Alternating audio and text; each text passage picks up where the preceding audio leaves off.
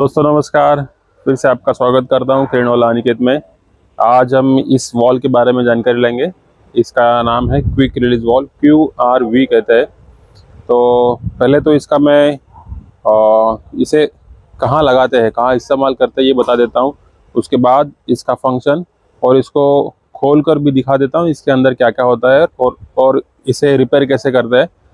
और इसमें जो चीज़ें हैं, हर एक चीज़ किस तरह काम करती है, ये किस तरह वर्क करता है, तो इसके बारे में जानेंगे। तो चलिए वीडियो को शुरुआत करने से पहले अगर आपको इस वीडियो से कुछ इन्फॉर्मेशन मिलती हो या वीडियो इन्फॉर्मेटिव लगती हो तो ज़रूर लाइक शेयर कीजिएगा, सपोर्ट कीजिएगा। तो चलो वीडियो की शुरुआत करते हैं। तो क्विक रिलीज वॉल ये लगा होता है, हर एक बूस्टर होता है, ब्रेक बूस्टर, उसका एक्चुअली नाम स्प्रिंग लोडेड एक्चुएटर उसको बोलते हैं, लेकिन आसान भाषा में ब्रेक बूस्टर बोल देते हैं। दो बूस्टर के बीच में इसे लगाते हैं। ओके, यहाँ पे क्विक रिलीज वॉल को 3 पाइप होती है।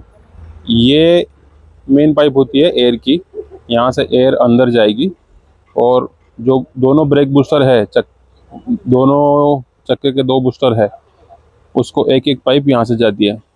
तो एक पाइप राइट साइड के बूस्टर को, एक पाइप लेफ्ट साइड के बूस्टर को। आपको पता होगा कि बूस्टर को 2 पाइप लगे रहती है, एक हैंड ब्रेक की और एक हम लोग जहाँ पे ब्रेक मारते हैं वहाँ से जो पाइप आती है वो एक्चुअली आती है, और एक ब्रेक की पाइप होती है। जैसे हम लोग ब्रेक मारते हैं, ब्रेक अप्लाई होता है, वो 2 पाइप यहाँ से बाहर बाहर होती है, यहाँ से दोनों दोनों दोनों व्हील के लिए यहाँ से बाहर होती है, वो दोनों ब्रेक बूस्टर को लगेगी। तो यहाँ पर मेन पाइप लगती है एयर की, इनलेट, यहाँ से एयर अंदर जाएगी। तो ये वाली पाइप आती कहाँ से, अगर आप पूछोगे तो ये, जैसे हम लोग ब्रेक पैडल होता है उसके नीचे एक ब्रेक बूस्टर होता है। आपको समझने के लिए हम लोग ब्रेक एक्चुएटर बोलेंगे। जो हंडी होती है चक्का के नज़दीक जो लगती है उसको, जो हंडी होती है ब्रेक लगाने के लिए, उसको ब्रेक एक्चुएटर बोलेंगे। और ब्रेक बूस्टर जो है, हम लोग ब्रेक पैडल के नीचे जो बूस्टर लगा होता है, एक किट लगा होता है, एक वॉल समझो, ब्रेक वॉल, उसको ब्रेक बूस्टर बोलते हैं एक्चुअली। तो ब्रेक बूस्टर से एक पाइप, 4 पाइप होती है, 2 इन की और 2 आउटलेट की। जो उसमें से आउटलेट की एक पाइप आती है यहाँ पर, और वहाँ से आते समय उसको एक टी लगता है, वो टी जाता है हैंड ब्रेक को। इन सारी चीज़ों में कंफ्यूज ना हो, बस थोड़ा सा समझ लो ये 3 पाइप कहाँ से आती है।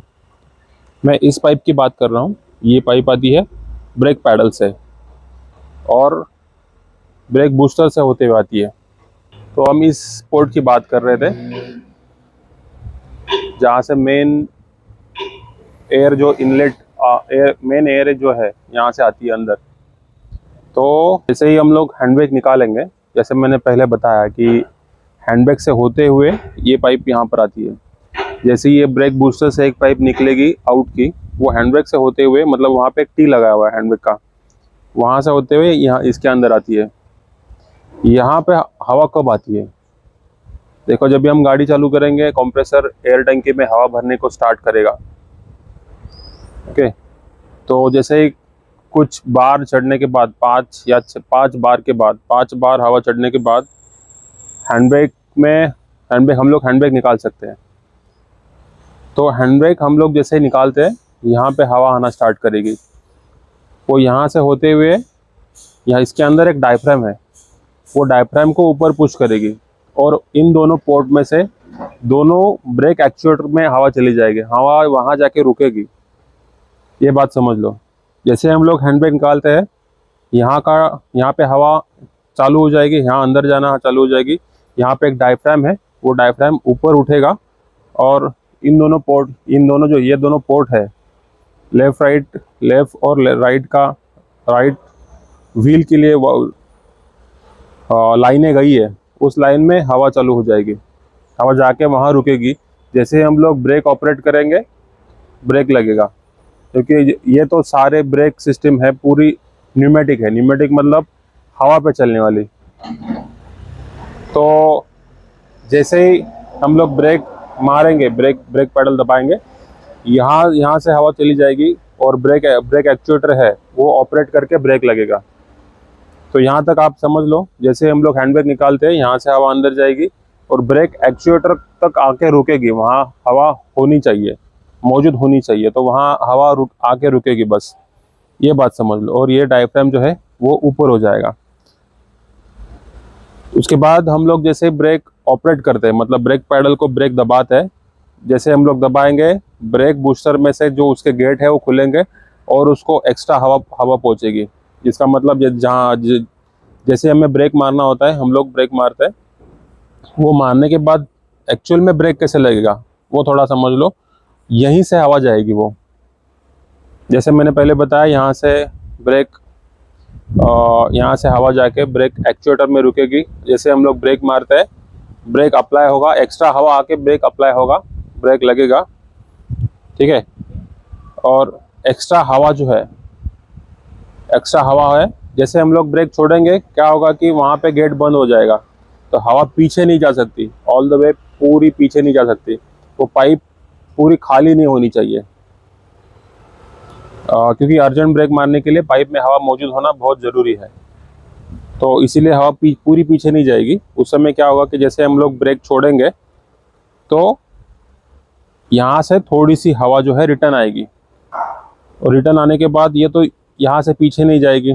यहाँ पे जो डायफ्राम है, एक रबड़ का एक डायफ्राम है, वो अपोजिट वर्क करेगा।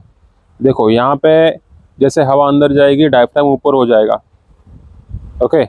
और जैसे हम लोग ब्रेक छोड़ेंगे, वो डायफ्राम जो है वो नीचे चला जाएगा, यहाँ से हवा रिटर्न जाएगी, तो वो डायफ्राम थोड़ा सा नीचे चला जाता है, और नीचे जाने के बाद यहाँ का गेट खुल जाता है। यहाँ का गेट खुल के ये हवा जो है एटमॉस्फेयर में चली जाएगी।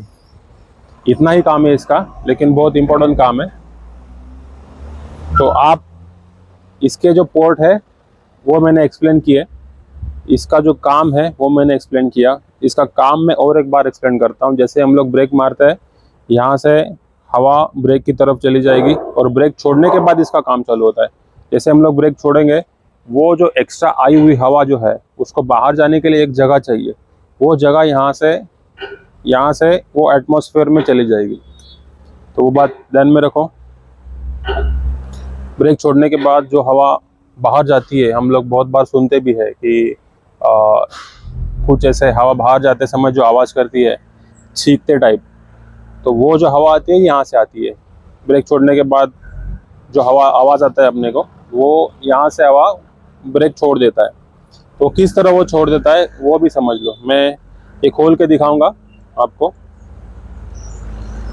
देखो यहाँ पे चार नट होते हैं, दो निकाल दिए है, और ये दो जो मैंने लूज करके रखा है।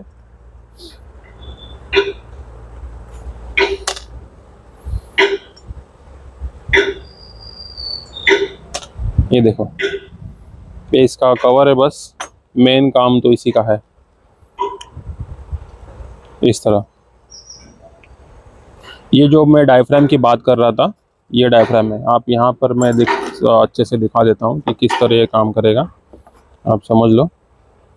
देखो इसका ऑपरेशन कैसे होता है। देखो ये ऐसे लगेगा, ये पार्ट, ये डायफ्राम है, ये डायफ्राम को ऐसे दबा के रखेगा।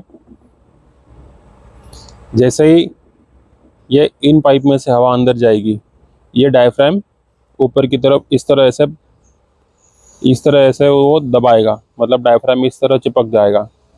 और यहाँ से जो है ये दो पोर्ट है, ये ऐसे लगेगा। डायफ्राम ऊपर आने के बाद इन दोनों पोर्ट में से हवा कंटिन्यूस अंदर जाएगी।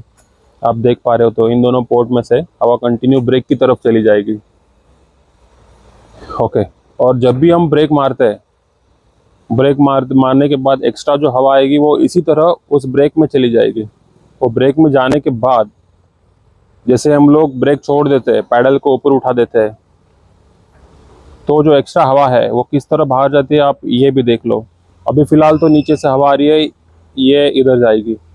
जैसे हम लोग ब्रेक छोड़ देते हैं, वहाँ पे वैक्यूम तैयार हो जाता है, और ये रबड़ जो है वो खुल जाता है, वो इस तरह से नीचे चिपक जाएगा। देख लो, इस तरह ऐसे नीचे चिपक जाएगा। और यहाँ पर जो जगह बचती है, यहाँ से हवा रिटर्न आके यहाँ पर एक होल है, इसको बाहर जाने के लिए जगह है। देख लो, यहाँ से हवा बाहर जाएगी इधर से। ये तो बस बाहर से कुछ कचरा ना जाए इसलिए इसको फिल्टर लगाया हुआ है। तो और एक बार मैं समझा देता हूँ ताकि आप अच्छे तरीके से समझ लो। इसमें बस 3 पार्ट होते हैं। ये इसका डायफ्राम है, ये डायफ्राम को पुश करेगा, ये जो पार्ट है, और ये इसकी बॉडी है।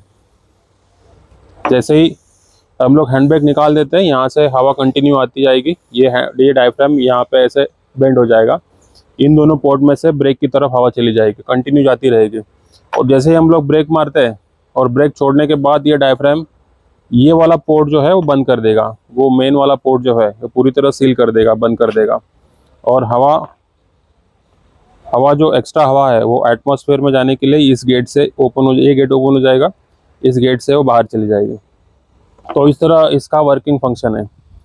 तो मैंने अभी आपको दो चीज़ें बताई। इसका जो ये कहाँ लगा होता है, इसको 3 पाइप लगे हैं, वो पाइप कौन कौन से हैं, और इसका फंक्शन क्या है। फंक्शन मतलब इस किस तरह काम करता है। अभी इसमें आने वाली दिक्कतें मैं बता देता हूँ, इसमें किस तरह प्रॉब्लम होता है। क्या होता है कि बहुत बार क्या होता है, ब्रेक में से कॉम्प्रेस हवा होती है वो, और ब्रेक टंकी में जो एयर की टंकियाँ होती है उसमें थोड़ा थोड़ा पानी जमा होता है, वेपर जमा होता है। यही पानी ब्रेक पैडल से होकर इसमें आ जाता है। बहुत बार ऑयल भी आता है, थोड़ा सा कचरा भी आता है। तो यहाँ पे पूरा थोड़ा सा कचरा जमा होने के बाद ऑयल और पानी दोनों अगर मिक्स हो गए तो यहाँ पे ये कहीं ना कहीं चिपक जाता है ऊपर। यहाँ पर ये कहीं ना कहीं ऐसे चिपक जाता है। तो वो चिपकने से क्या होता है कि जैसे हम लोग हैंड ब्रेक निकाल देते हैं, बहुत बार तो यही होता है कि हैंड ब्रेक निकालने के बाद यहाँ से पूरी हवा लीकेज हो जाती है, यहाँ से हवा कंटिन्यूस आना चालू हो जाता है, हवा भरती नहीं है। यही मेन प्रॉब्लम है इसका, कि बहुत बार पानी की वजह से, कचरा की वजह से, या डायफ्राम ठीक से काम नहीं कर पाता। जैसे हम लोग हैंड ब्रेक निकाल देते हैं तो हवा यहाँ से कंटिन्यू जाना चालू हो जाता है। तो उस समय, और दूसरी चीज़, ये तो एक कारण हो गया, ऑयल और पानी की वजह से ये लीक रहता है। दूसरी चीज़, यहाँ पर एक ऑयल सील रहता है, यहाँ पर अभी है नहीं फ़िलहाल, कटा हुआ है ये, इसीलिए हमने इसको साइड में रखा था, अभी आपको समझाने के लिए काम आ गया। यहाँ पर एक ऑयल सील रहता है, एक रबड़ की रिंग होती है, तो वो कट गई है, इसीलिए ये कंटिन्यूस लीक कर रहा था, इसीलिए ये फेल हो गया है। तो बहुत बार वो कटने से भी और डैमेज होने से भी ये कंटिन्यू लीक रहेगा, क्योंकि यहाँ से वो ऑयल सील या जो रबड़ रिंग है वो बाहर, यहाँ पे रहती है, हवा बाहर आने नहीं देती, तो ये यहाँ से भी लीक होता है। इसके यही दो कारण है कि ये लीक होने के यही 2 कारण हैं। तो उस समय क्या, हाँ, वो ओरिंग होती है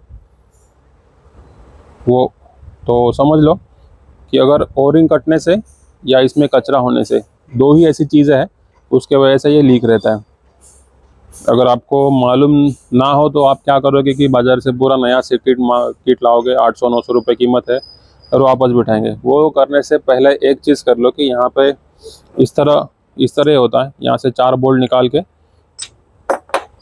ये निकल जाएगा। यहाँ की ओरिंग चेक करो, और ये डायफ्राम जो है उसको निकाल के अच्छे कपड़े से पोंछ के फिर उसको लगा दो। तो अगर फिर भी आपका प्रॉब्लम सॉल्व नहीं होता है तो ही आप ये पूरी असेंबली है वो बदल देना, नहीं तो ये साफ़ करने से या वो ओरिंग ठीक से लगाने से वापस ये तैयार हो जाता है। तो दोस्तों, ये था क्विक रिलीज़ वॉल के ऊपर एक वीडियो था। अगर आपको ये वीडियो अच्छा लगा या इन्फॉर्मेटिव लगा तो चैनल को सब्सक्राइब, लाइक ज़रूर कीजिएगा। मिलते हैं ऐसे ही इन्फॉर्मेटिव वीडियोज़ के साथ अपने अगले वीडियो में, तब तक के लिए नमस्कार।